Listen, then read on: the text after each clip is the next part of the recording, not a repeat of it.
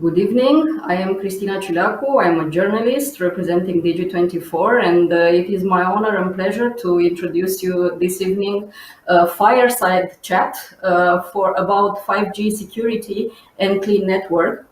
And please allow me to introduce the two remarkable guests that will talk to each other more than with me, and mostly for the public this evening. First of all, we have the Undersecretary of State for Economic Growth, Energy and Environment, Keith Krach, a brilliant diplomat with a complete career, if I may say so. You are, sir, an entrepreneur. You have an impressive career. Started 26 years old. You are the youngest vice president of General Motors. That is really impressive. And the other guest of this evening, I guess he needs no presentation for the Romanian public, but I have to say, of course, Mr. Mircea Geoana, in his capacity of Deputy Secretary General of NATO. Sirs, welcome this evening. I would like to start with a question for the Undersecretary of State. You just returned from an important European tour, including visits at NATO and the European Commission. In your view, sir, where are the American allies situated when it comes to 5G and related security conversations? Yeah, it was an absolutely fantastic trip. It was 8 countries, 10 cities. Right now, there's between the EU and NATO countries, there are 25 countries that are now on the clean network. So that means that they only either use or they're committed to only use trusted 5G suppliers. I had, in addition to a great meeting with the Deputy Secretary, had a great meeting with Thierry Breton, the EU Commissioner, about merging that clean network with the 5G EU Clean Toolbox. And there's tremendous synergy in that. And I think one of the key things from a transatlantic alliance standpoint, we don't want to see a fractured NATO. We want to make sure that during peacetime or wartime, the 5G civilian systems are trusted. We don't want to have some countries where it's trusted, some where it's not. And there's been just tremendous progress. You've heard about the UK and France. The press wrote about Germany and I had great visits in Germany with CEOs as well as many different ministries in the government. The press stated they're writing those regulations right now that in essence is going to keep out untrusted vendors. Belgium just announced their telcos are all now clean. Luxembourg did as well. Albania and Estonia joined us on the clean path. And it also Spain, Portugal, as well as Austria are writing standards based on the 5G EU Clean Toolbox.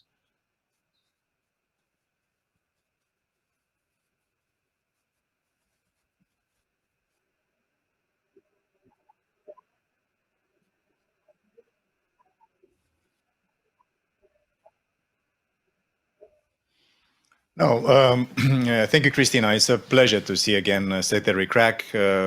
We had a fantastic conversation here at NATO. I'm also very appreciative of his personal and institutional effort to bring so many allies and member states in the EU more or less on the same track. I would say that from a NATO perspective, we are looking at the subject of 5G with basically triple lenses. The first one is an essential component of the broader conversation on resilience. Resilience is the buzzword, especially in these very difficult times of the pandemic, but NATO has developed over time an important set of guidelines, of requirements on resilience, including on telecommunications and 5G. So this is very important because this is a technology that is bringing an important transformation in the way in which we work, the way we live, the way we do business, the way we communicate, and of course, the way we ensure our security. So that's a resilience angle. There is a second angle that Secretary Krach alluded to, which is exceptionally important for this alliance. We have 30 nations in this alliance, 1 billion people represented by our great alliance. But the issue that the Secretary referred to, interoperability, is also a very important topic in NATO. That's the essence of this alliance. We are not in the position to work together, to defend each other, to bring peace and stability not only to the 1 billion people we have pledged to defend, but also to bring peace and security around the world if we are unable to use the same kind of instruments. And telecommunication, also for our military, not only for our civilian networks or economic users, is also very, very much important. And the third angle to this conversation, that also the huge business experience and the fact that Secretary Krach built in his previous incarnations before joining the administration. He was one of the, and he is one of the biggest business leaders in terms of new technologies. So also in NATO, we are looking at 5G together with AI and data, together with blockchain, together with space, together with biotechnology, together with the other new revolutions in technology as part of our emerging and disruptive technologies roadmap that our leaders, President Trump, the President of Romania, all the NATO leaders in London last year instructed us, gave us marching orders to work on this thing. So I say that if we do this right, and I have absolutely no reason not to say that we'll be doing this right, all of us, I'm convinced that this will also be opening a method, a way forward for us to be able, as a NATO alliance, together with our European allies, together with our North American allies and friends, to really develop a sort of a very solid method to work together, to find solutions together. And when we have sometimes differences of opinions and more tactical differences, this is the best way. And again, I applaud the superb effort that Secretary Krach has undertaken. His European tour was one of the most successful ones I have witnessed in recent time. And I'm only confident that he will return to Europe. And sir, I look forward to meeting you again and continuing our conversation. I do as well. Thanks so much. And the Secretary, if may I ask, on a personal level, how did you find this visit? Because I have to say, before we started live our conversation, you both were very happy to see each other again. How will it look, the cooperation between the United States and European Union and, of course, NATO when it comes to 5G security? By the way, I was so obviously so pleased with my discussions with the Deputy Secretary as well as the officials in the EU. Thierry Breton, who's the EU Commissioner responsible for 5G, he's an old friend. I knew him when he was the CEO of Bull and the CEO of French Telecom. And he really, I think he's done a great job in terms of creating that 5G clean toolbox. We discussed, Deputy Secretary and I discussed a lot about that and the synergies between that and the clean network. Because if you look at the clean toolbox, they set the criteria for high-risk suppliers. They also designate that the European suppliers meet that criteria in terms of the clean toolbox. And then also one of the things that he did is he said all the telco operators in the European Union are responsible for that 5G clean decision. And if they choose a high-risk supplier when something goes wrong, that they're personally liable. And I think that's a big deal. And in my discussions with a lot of the CEOs of the telcos in Europe, That really hit home. So I think if you look at the combination of this clean network, you look at what NATO needs to accomplish in terms of interoperability, and you look at what the European Union is doing, it's great. And if you look at the clean network, it's really a comprehensive approach to addressing the long-term threats of data privacy, security, human rights, trusted collaboration posed by the Chinese Communist Party. And the clean network is rooted in internationally accepted digital trust standards, like the Prague proposals. And it represents the execution of a multi-year enduring strategy built on a coalition of partners. And now it's sparked a wave of over 40 clean countries and 50 clean telcos all over the world, as well as a lot of global companies like Fujitsu, Cisco, NTT, Oracle, HP, Reliance Joe, SoftBank, VMware. Because when these companies, these multinationals go and invest in countries, they want to make sure the networks are trusted. So it's actually really sweeping the world. You have other members on that, like Japan, like Australia, India. Now they've chosen nothing but clean vendors. You've got Taiwan, Vietnam. So we're seeing it all over the world. But the collaboration in terms of building that transatlantic alliance is strong. And what's interesting for me is to see over the last few months, citizens of the world and citizens in Europe have woken up to the truth about the Chinese Communist Party's their doctrine of concealment, co-option, and coercion. And they understand that the pandemic is a result of the concealment of the virus. They also have seen that Hong Kong has been co-opted and it's eviscerated the freedoms of its citizens. And they also see the coercion in Xinjiang that have grown into some of the worst human rights abuses in a long, long time. And these citizens, they don't like it. And what that's doing is it's given the political will to government leaders and to corporate CEOs all over the world. Here in Washington, on both sides of the aisle, whether you're Democrat or Republican, it is the most passionately unifying issue of our time. So we see that happening now everywhere, because really the world is waking up to the CCP's surveillance state, this 1984 Big Brother Orwellian state, which has enabled the backbone for that is Huawei and his 5G. And then it has all the appendages coming off of, whether it's cloud apps, underwater cables, those kind of things. And that's what the Clean Network addresses. Deputy Secretary Geoana. Yes.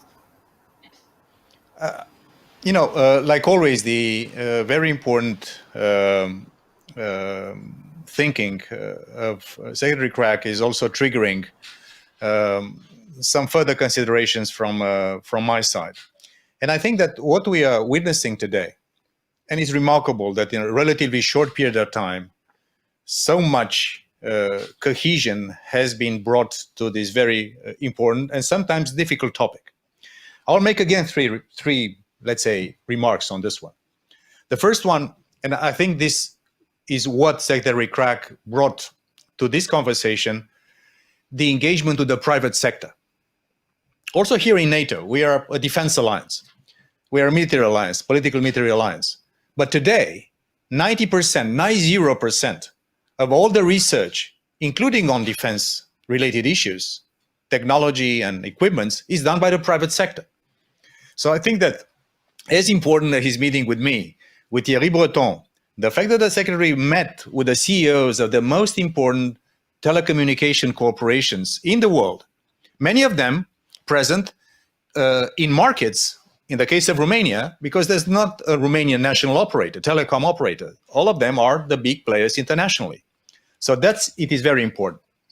The second dimension of this very interesting precursor for even better things to come in the transatlantic relationship is the fact that NATO and EU, we are working on this one in a very complementary way. NATO builds standards, baseline requirements on resilience, the kind of things we do. European Commission, European Union, they have a set of a toolbox, let's say on 5G, on cyber, they have a toolbox, which sometimes is even more effective in terms of implementation because the Commission has regulatory power that NATO doesn't. So I think what we are doing now on this very topic, and also on cyber, on hybrid, on disinformation, military mobility between NATO and EU, is also a way to show that NATO and EU, we are indeed two sides of the same coin.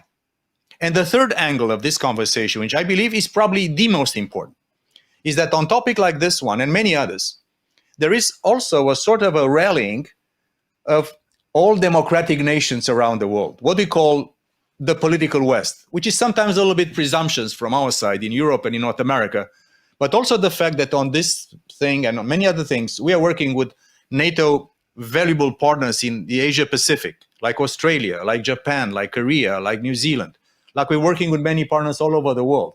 I think this is, as I mentioned, the precursor for something that could eventually and hopefully lead to a coherent method of approaching sometimes difficult questions, where is a combination of geopolitics, geoeconomics, and private business interests. And I think what the Secretary has been accomplishing on behalf of the US administration, but also in cooperation with NATO and the EU, and also with other players all around the world, in the democratic world, is just very encouraging for things that are to come, because the topics that are ahead of us will continue to be complex. These new technologies are complex. For those, we need regulations. We need also the right kind of incentives for the private sector to continue to be innovative. We cannot stifle innovation by over-regulating these things.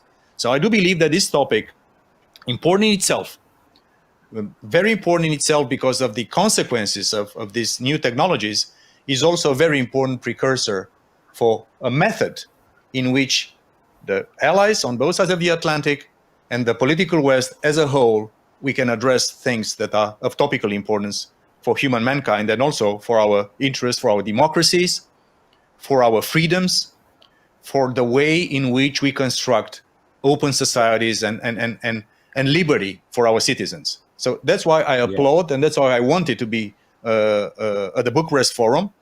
And by the way, Bucharest Forum the organizers should be applauded. I think, Mr. Secretary, you can agree with me in choosing the topic of resilience, acceleration of history, and what we call pandenomics, because there is also an economic rollout after this very complex period. So I'm personally very, very happy of the interaction with the Secretary, and of course, we are looking forward to continuing this very important conversation. Yes, and I couldn't agree with more, Deputy Secretary. You know, if you look at this is the question of our time. And this is free nations, freedom versus authoritarianism. And these technologies are tremendous enablers for authoritarianism. So it's really about that. And if you think about, I think what the magic formula is, and you absolutely hit on it, is building that alliance of democracies, that freedom coalition, that global trust network that is comprised of like-minded nations, companies, and civil society that operate under a set of trust principles. We would call them democratic values in Europe and the United States. And those are things like integrity, accountability, reciprocity, transparency, respect for rule of law, respect for property of all kinds, respect for sovereignty of nations, respect for human rights, respect for the planet, respect for religious freedoms. And this is for all areas of whether it's economic collaboration or security. And what's interesting for me coming into the State Department, I've had about 80 bilaterals with my counterparts, different countries. And the 800-pound elephant in the room always is that China retaliation, because people are terrified of it. Companies are terrified of it.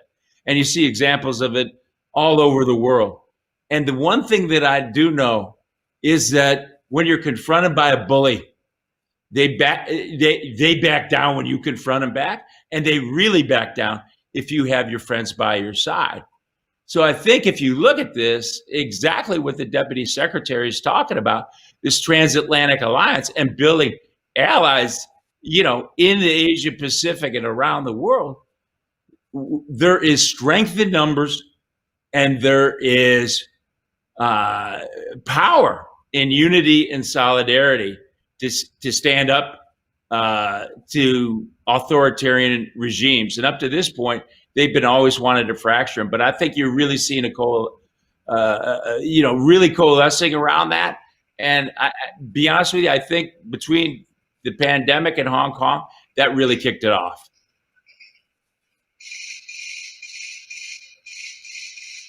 Well, that, if I may, how much time do we have? Let's say 10 minutes. Okay, let me just come with a new, if you want, angle to this very important conversation. Why NATO has been and will continue to be the most important and successful alliance in human history. Because we're always able to stay true to our values: freedom, democracy, rule of law, individual liberty. This is something which is uniting all of us. Secondly, because of our capacity to permanently adapt to a changing environment. And now the environment and global politics is shifting very, very fast. And thirdly, because we always kept our technological edge. We always been there. And this is why it is very important for us on this topic, on other topics, just to remind ourselves that this trio of ingredients that made our alliance so successful, these ingredients need to be nurtured and permanently fueled with fresh ideas and the same enthusiasm like the founding fathers of our alliance have done 71 years ago. Having said that, there is also a word that triggered my attention when Secretary mentioned the word trust. And the fact that our public opinions are asking from the political leaders of our democratic societies, from the corporations of our system of free markets, from the other stakeholders, civil society, academia, a level of trust. This conversation is also about building or rebuilding trust within our democratic societies.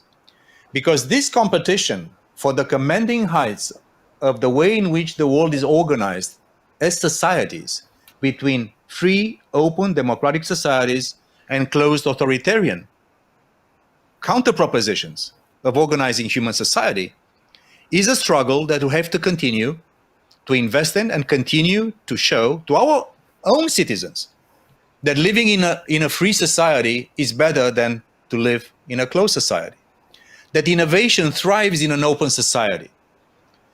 That you just cannot. I'm coming from Romania. I say we live under communism, and sometimes it's difficult for me to explain to, let's say, Western European and even a North American and American friend, and we have so many, what was like to live in darkness. So when it comes to these technologies, they can also empower, but they can also empower the dark side of our societies.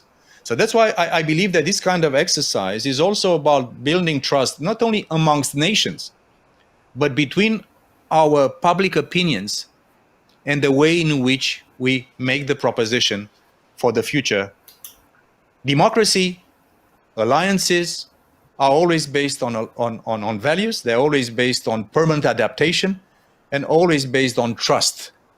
And I think the word trust that the Secretary has brought so many times in his conversations, also with us here in NATO, is one of the most important ingredients. And I think we have to nurture that, we have to invest in that.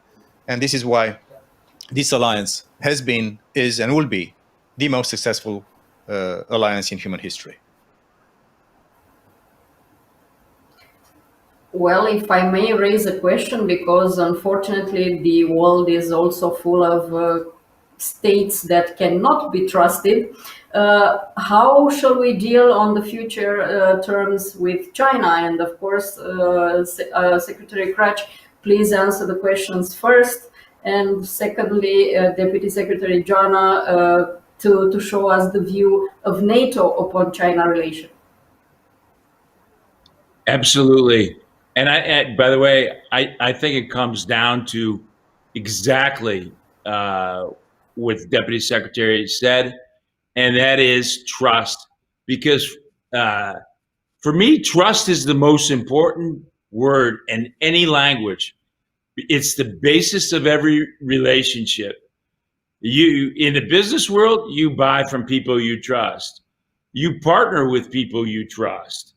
And that is the acid test. And you know what's interesting for me in those bilaterals that I had when they were talking about China and of course Russia and so many of those Eastern European nations, as the Deputy Secretary said, have experienced that darkness. My generation hasn't experienced it in the U.S. But what we're seeing now that's happening is nobody wants to live that way. And there is no sustainable prosperity without liberty. So the question is, so what do we do about it? How do we treat them? I think we've got some great tools in our toolkit for that. The first one, I think, is transparency. And that's why so many times we're out there shining the light on malign practices. Because if you look at, for example, China's Great Firewall, you know, all the data comes in for their own use, for their AI and everything, but none goes out. But reciprocally, all the propaganda comes out, but the truth doesn't get into these, to the people of China. And we love the people of China. And by the way, you look at it, of a country 1.4 billion, they have over 1.3 billion that aren't in the Chinese Communist Party. And so transparency is a big one. I think the other big one is reciprocity, because they have been not playing by the rules for a long, long time. And if you look at the West, we are free traders. But when you have somebody come into a market and it doesn't play by the rules, the market is no longer free. So you've got to do something about that. And that's where I think building this global trust network, as Deputy Secretary was talking about, where we further strengthen those relationships with our allies and friends. I'll do three things. Further strengthen those relationships with our allies and friends, number one. Number two, leverage the innovation and resources of the private sector. I think that's the biggest delta for governments around the world. I know it is for the US. And the third thing is amplify the moral high ground of our democratic values. And I think those are the three keys. So I'll turn it over to Deputy Secretary to add on his thoughts. No, thank you very much. The rise of China is one of the most fundamental transformations in geopolitics and geoeconomics. That's a fact. And of course, NATO and our leaders in London last year, they basically instructed us to have a closer look to the implications of the rise of China. And of course, the rise of China is posing sometimes opportunities because there is also business, there is still investments, there are things that are going on, but also a number of important challenges. And this is why we are looking very attentively to the implications from a security standpoint of the rise of China. NATO is a regional organization. We are a transatlantic organization. We have no intention in moving on to the Asia Pacific. But China is coming closer to our shores. They're coming in Africa. They are coming through infrastructure projects. They are coming through cyber. They are coming also from space. So that's a reality. And like an organization that is looking into security matters, NATO is paying a very, very significant level of attention to these implications. So if you look if you want the labeling of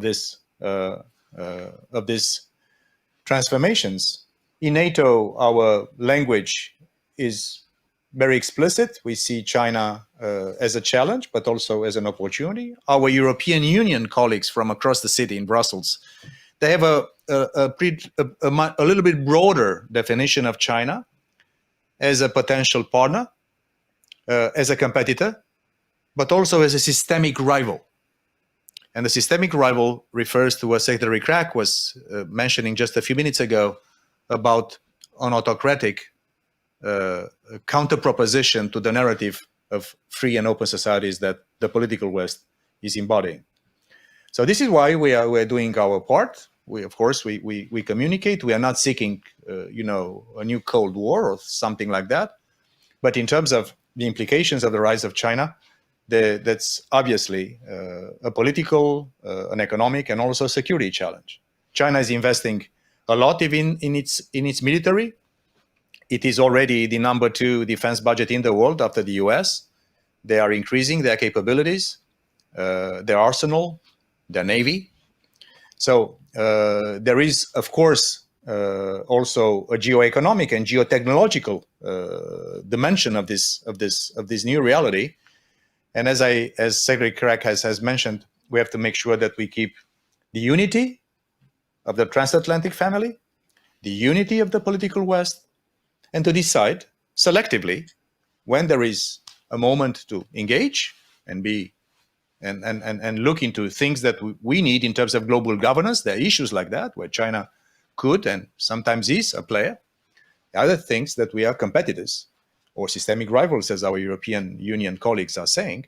And this is where we have to stay together and basically protect our interests and protect our way of life and protect our security, because that's the business we are in. Yes. This evening we cannot stay together anymore. This is definitely a very interesting conversation, and it could be going on for days, not only hours. Thank you both, Under Secretary Krach, Deputy Secretary General Geoana, and hope to have another opportunity next time, maybe in Bucharest Forum 2021. Absolutely. Thank you so much. I very much appreciate it. It was a great honor. Thank you, Cristina. Likewise. Thank you, Secretary.